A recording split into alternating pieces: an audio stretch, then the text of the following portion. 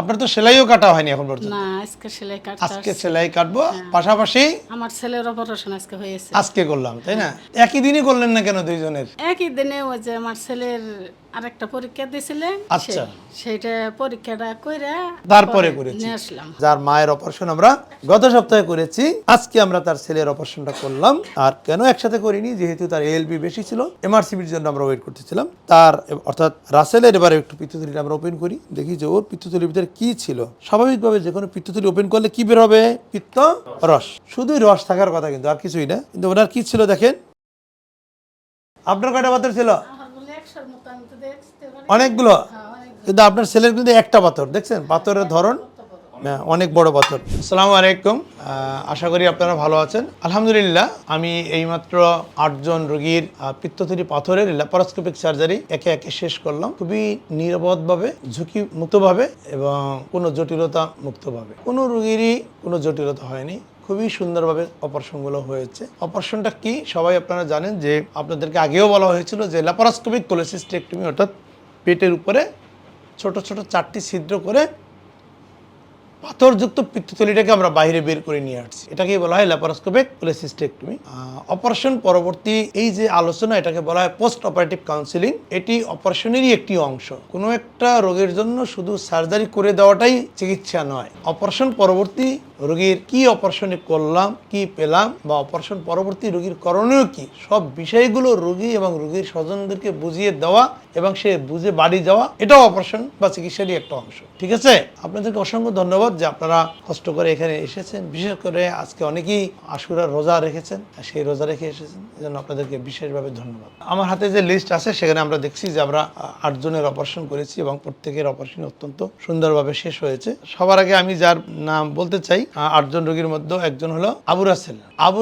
আবু রাসেলের মায়ের অপারেশন আমরা 7 দিন আগে করেছিলাম। ওনার সেলাইটা এখনো কাটা হয়নি, আজকে উনি সেলাইটা কেটে নেবে। আমরা একটু ওনার অভিজ্ঞতাটা শুনে তারপর আমরা বাকি কথা শুরু করি। জি, আসসালামু আলাইকুম। আসসালামু আলাইকুম। এই আপনি তো আবু রাসেলের মা?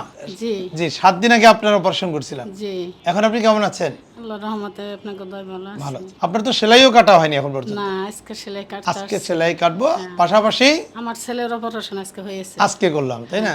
একই দিনই করলেন না কেন দুইজনের? একই দিনে ওই যে আমার ছেলের আরেকটা পরীক্ষা দিয়েছিলেন, আচ্ছা। সেইটা পরীক্ষাটা কইরা তারপরে করেছি। নিয়ে আসলাম। এখানে একটা খুবই গুরুত্বপূর্ণ, যখন পিত্তথলি পাথরের জন্য অপারেশন করা হয়, অপারেশনের আগে কয়েকটা পরীক্ষা দেওয়া হয়। তার মধ্যে একটি পরীক্ষা হচ্ছে ALP, অ্যালকালাইন ফসফেটেস।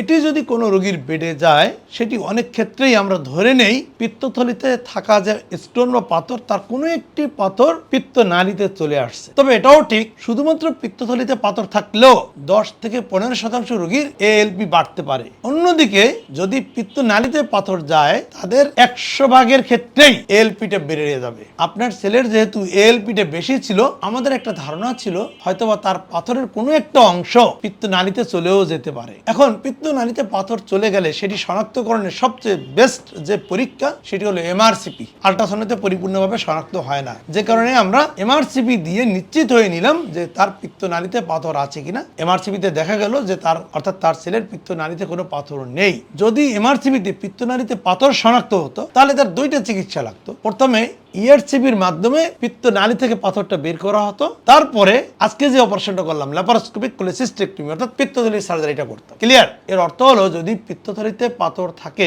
সেখান থেকে অনেক ধরনের জটিলতা হতে পারে। অন্যতম একটি জটিলতা হলো পিত্তথলির পাথর পিত্তনালীতে আসতে পারে, আর যদি নালীতে পাথর আসে, ALP-টা বেড়ে যাবে, জন্ডিস দেখা দিতে পারে। আর সেক্ষেত্রে বেস্ট যে পরীক্ষা, সেটি হলো এমআরসিপি। সেই এমআরসিপিতে যদি দেখা যায় যে পাথর নেই পিত্তনালীতে, ওকে, এমন হতে পারে যে পাথর ছিল, পাথর খাদ্যনালীতে বের হয়ে চলে গেছে, তখন শুধুমাত্র আজকে যে অপারেশনটা করলাম, পিত্তথলির পাথরটা ফেলে দেওয়া। কিন্তু যদি এমআরসিপিতে এমন হয় বা এমন আসে যে তার পিত্তনালীতে পাথর আছে, তখন ERCPর মাধ্যমে পিত্তনালীর পাথর বের করে পরবর্তীতে পিত্তথলির পাথরটা বা পিত্তথলিটা ফেলে দেওয়া। এক্ষেত্রে আমাদের দেশের অনেক রোগী খুবই একটা ভুল করে থাকেন, সেটি হলো অনেক সময় পিত্তথলি বা নালীতে পাথর আছে। মনে রাখতে হবে, পিত্তনালীতে যত পাথর আছে তার 96% ক্ষেত্রে পিত্তনালীর পাথর পিত্তথলি থেকে আসে। পিত্তনালীতে সাধারণত পাথর তৈরি হয় না, মাত্র 100 জন রোগীর যদি পিত্তনালীতে পাথর পাওয়া যায়, মাত্র 4 জনের পাথর শুধুমাত্র পিত্তনালীতেই তৈরি হয়, বাকি 96 জনের পাথর পিত্তথলি থেকে আসে। এজন্যই আমরা বলি যদি পিত্তথলিতে পাথর থাকে এবং সিমটমস বা উপসর্গ থাকে, অবশ্যই আপনারা অপারেশন করিয়ে নেবেন, না হলে পিত্তনালীতে পাথর আসতে পারে। যেটা বলছিলাম, যে ভুলটা করে যে থলিতেও পাথর আছে, তার কোনো একটা অংশ পিত্তনালীতে চলে আসছে, ইআরসিপির মাধ্যমে পিত্তনালীর পাথরটা তারা বের করলো। তার পরবর্তী কাজটা কি হওয়া উচিত বলেন তো? যত দ্রুত সম্ভব পিত্তথলিটা ফেলে দেওয়া, কারণ পিত্তনালীতে যে পাথরটা আসলো সে তো থলি থেকেই আসছে। আমি যদি সেই ফ্যাক্টরিটা রেখে দেই যেখানে পাথরটা তৈরি হচ্ছে, আবারও তো পাথর আসবে। আমি এরকম অনেক পেশেন্ট পেয়েছি যে ইআরসিপি করে পিত্তনালীর পাথর বের করা হয়েছে কিন্তু পিত্তথলিটা ফেলে নেই। কিছুদিন পরে রোগী আবার চোখ হলুদ বা জন্ডিস নিয়ে আসছে, আবার এমআরসিপি করতে দিয়েছি, দেখা গেছে পিত্তনালীতে আবার পাথর হয়েছে। তখন জিজ্ঞেস করলে যে আপনি কেন আগের বার পিত্তথলির পাথরের সার্জারি করেন নাই? বলে স্যার আমি তো একটা আগে সার্জারি করছি। সার্জারি কি? ইআরসিপি। আমাদের দেশে রোগীদের ভিতর একটা ধারণা এরকম, ইআরসিপি যে করলো এটাই হলো বড় একটা অপারেশন এবং ওই ইআরসিপির মাধ্যমেই পিত্তনালী এবং থলি দুটো অপারেশনই শেষ হয়েছে। কিন্তু প্রকৃত ঘটনা হচ্ছে ইআরসিপির মাধ্যমে শুধুমাত্র একটা অপারেশন বা চিকিৎসা শেষ হলো, সেটা কি? পিত্তনালীর পাথর বের করা হলো। কিন্তু অবশ্যই ইআরসিপির পরে কোন কাজটা করতে হবে? ওই দিনই অথবা তার পরের দিনই পিত্তথলিটা ফেলে দিতে হবে। আজকে রাসেলের মা যেটা বলছিল, একই দিনে তাদের দুজনের অপারেশন করার কথা ছিল, কিন্তু হ্যাঁ আপনি রাসেলের ভাই, কিন্তু ওনার এএলপি নর্মাল ছিল, কিন্তু ওনার ছেলের এএলপিটা বেশি থাকার কারণে আমি এমআরসিপিটা করতে দেই।